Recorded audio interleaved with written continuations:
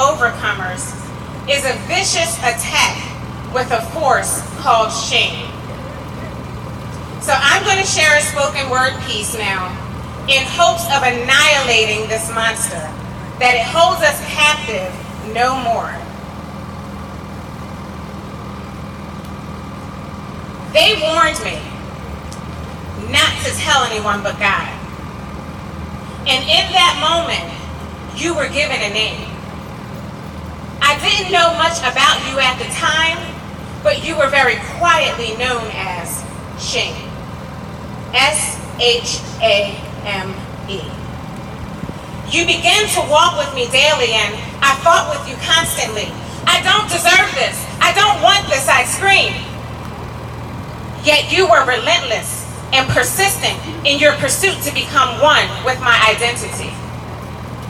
Not quite visible to anyone else, but to me, you'd make your presence known, tapping me on the shoulder and irking me and reminding me of how close we had grown. Well, I had no choice with you, Shame. I cooperated to avoid us being exposed. I became paranoid, feeling sworn to your secrecy, always wondering, does anyone else know? Because they told me not to tell anyone but God, as if no one else had encountered you.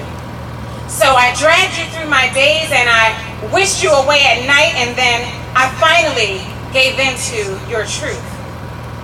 And I hid behind you, Shame. You see, I thought you were my punishment, so I suffered in silence and in pain and in guilt. I walked around with this huge smile on my face, falsely protected by the wall that you had built. I wasn't in denial, but I did my best to avoid you. Some days I just merely existed and struggled to deal. How did I not see you coming to overtake me? You were the reason these wounds took so long to heal. But within time, though, I began to learn your ways. Your creeping was nothing new under the sun. You tried to hold me hostage in my mind. You tried to isolate me. Yes, you tried to convince me that I'm the only one. You set out to destroy my esteem, but I decided to use you as a lesson instead. You see, you may be a part of my history, Shame, but you're not who I am. I am a survivor of the ignorance that society spread. They said not to tell anyone but God, because they were afraid and didn't understand. But I educated myself, and I encouraged myself, and I set to change the course of your plan. So now, I battle you differently. I use you to make me more aware, more conscious, and stronger. So my sob story, my guilt, my shame, you shall be no longer. No longer shall I feel disgraced. No longer shall I ask why. No longer shall I lose sleep for you. No longer shall I think of you and cry. No longer shall I give you my power. No longer shall I wear you on my sleeve.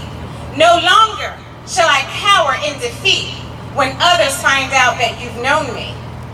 You see, I know that God's grace is sufficient for me, and that his power is made perfect in my weakness. So shame on you, Shame, for making me feel I had a dirty little secret. You're only an occurrence in my life, and everyone has met you, Shame. But now that I know how to navigate your afflictions, I shall no longer dignify you with that name. They said not to tell anyone but God, as if your part of my story isn't true. But what I know, despite what they say, is there's so much more to me than what you've put me through. So on the count of 3, I want us all to say goodbye to shame. 1, 2, 3.